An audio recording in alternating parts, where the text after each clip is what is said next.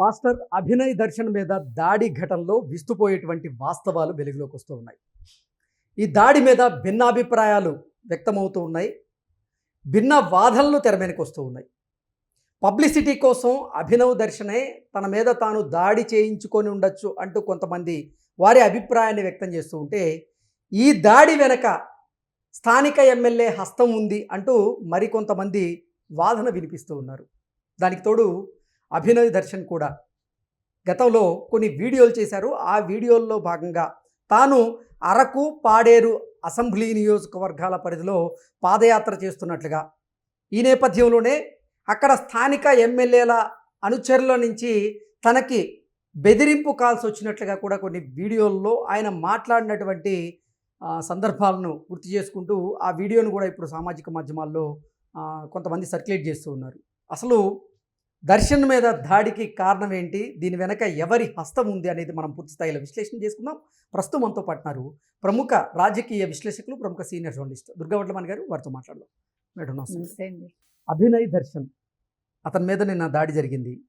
ఈ దాడిలో ఇప్పుడు భిన్నాభిప్రాయాలు వ్యక్తమవుతూ ఉన్నాయి. అలాగే భిన్న వాదనలు తెర మీదకి వస్తూ ఉన్నాయి. కొంతమంది ఏమో పబ్లిసిటీ కోసం అతనే తన మీద తాను దాడి చేయించుకొని ఉండొచ్చు అనేటువంటి అభిప్రాయాన్ని వ్యక్తం చేస్తూ ఉంటే, మరికొంతమంది మాత్రం ఈ దాడి వెనక స్థానిక ఎమ్మెల్యేల హస్తం ఉంది అనేటువంటి వాదన తెర మీదకి తీసుకొచ్చారు. అలాగే అతను ఆయా ప్రాంతాల్లో పాదయాత్ర చేస్తూ కూడా తనకేదో బెదిరింపు కాల్సి వచ్చినట్లుగా, స్థానిక ఎమ్మెల్యేలకు సంబంధించినటువంటి అనుచరులు అతన్ని బెదిరించినట్లుగా, తనకు ప్రాణహాని ఉన్నట్లుగా రకరకాల వీడియోలు చేసినటువంటి నేపథ్యంలో అసలు ఏంటి ఈ ఘటన జరగడానికి కారణం ఏంటి, ఈ ఘటన వెనక ఎవరి హస్తం ఉందంటే ఏం చెప్తారు?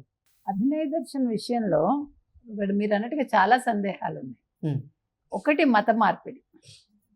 ఇప్పుడు ఇతను క్రిస్టియన్ మతాన్ని వ్యాప్తి చేస్తున్నాడు.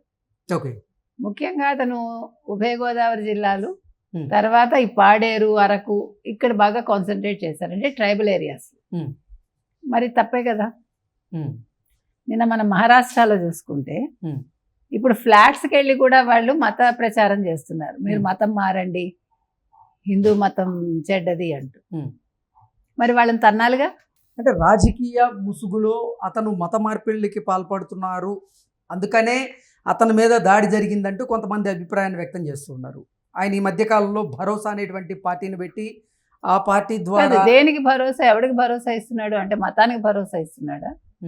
అప్పుడు పాస్టర్ ప్రవీణ్ చనిపోయాక ప్రవీణ్ పగడాల అది క్రిస్టియన్ ప్రొటెక్షన్ సేనానా ప్రొటెక్షన్ ఇదేదో పెట్టాడు అతను.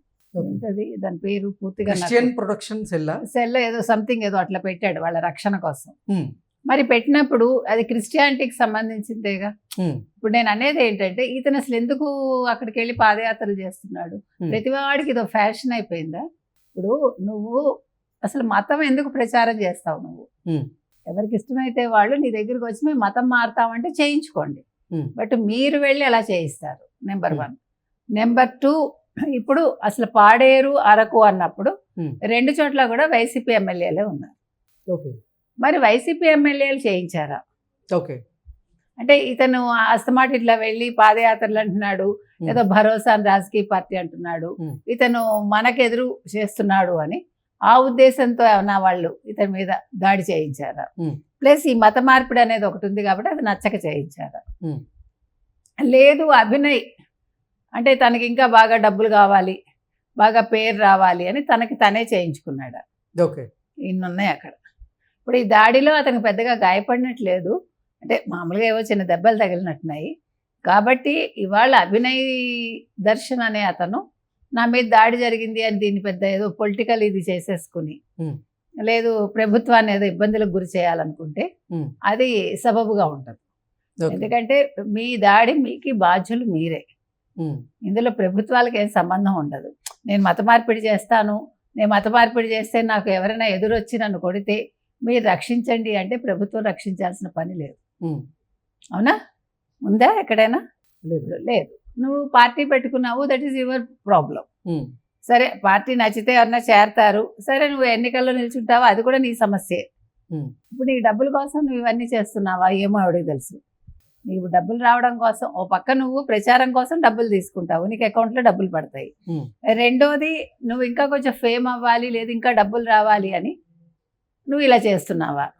అంటే ఇప్పుడు ప్రజల్లో నీకు ఒక గుర్తింపు వచ్చేసి, ఇప్పుడు ప్రవీణ్ పగడాల ఆ చావు అనేది ఎంత పెద్ద ఇష్యూ అయింది. మొన్నటికి మొన్న కూడా ఇంకా లేదు అతన్ని చంపేశారు అంటూ, అంటే మూర్ఖంగా మాట్లాడటమేగా. ఇన్ని ఎవిడెన్స్ చూపించాక వాళ్ళ కుటుంబం ఒప్పుకున్నాక అసలు పొలిటీషియన్స్ మాట్లాడటం అనేది కొంతమంది, అది ఏమైనా అర్థం ఉంటుందండి ఒక మనిషి చావు మీద? అంటే ఆ చావుని వీళ్ళు రాజకీయం చేసుకోవటం. ఇప్పుడు అదే విధంగా ఈ అభినయ్ దర్శన్ కూడా తన్ని తాను ఎలివేట్ చేసుకోవటానికి తన మీద దాడి అని ఒకటి సృష్టించుకుని మనమే కొట్టుకుని నా మీద ఎవరో దాడి చేశారంటున్నాడా? అంటే అందరిలో ఉన్న సందేహాలు ఇవి. సో ఇవాళ వైసీపీ వాళ్ళు కూడా దీనికి సమాధానం చెప్పాలి. వాళ్ళ ఇన్వాల్వ్మెంట్ ఉందా లేదా అనేది వాళ్ళకు స్టేట్మెంట్ ఇవ్వాలిగా. ఎందుకంటే you cannot trust YCP also. YCP కావాలని వాళ్ళు చేయించారా, లేదు వైసీపీ ఎమ్మెల్యేల గురించి ఇతను చెప్తున్నాడా, వాళ్ళు ఉన్నారు అని వాళ్ళ మీద నిందలేస్తున్నాడా, అంటే ప్రభుత్వం నుంచి సహకారం తీసుకోవటానికి. ఇట్లా చాలా అంశాలు ఉన్నాయి ఇందులో.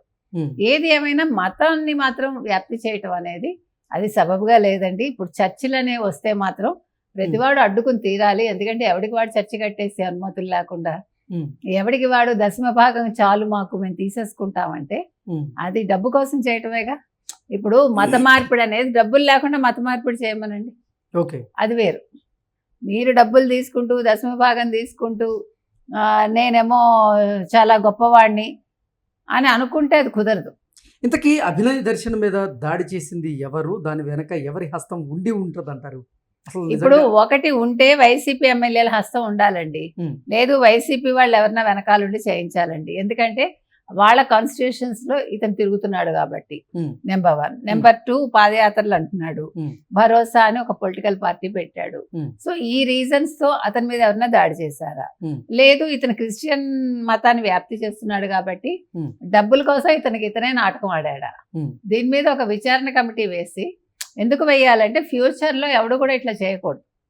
అందుకని ప్రభుత్వం ఈ విషయంలో మాత్రం స్థానిక పోలీసులకి ఇన్ఫర్మేషన్ ఇచ్చి అసలు ఎవరు దాడి చేశారు ఏంటి అనేది పట్టుకుంటే అది ప్రజలకు తెలియజేస్తే మళ్ళీ ఇంకొక పాస్టర్ ఎవడు వచ్చి నా మీద దాడి జరిగిందనో, లేకపోతే నాకు ఏదో అన్యాయం జరిగిందనో, లేకపోతే నేను మత వ్యాప్తి చేసుకుంటాను నాకు అడ్డు తగలకూడదనో చెప్పడానికి అవకాశాలు ఉండవు. Okay madam, thank you so much.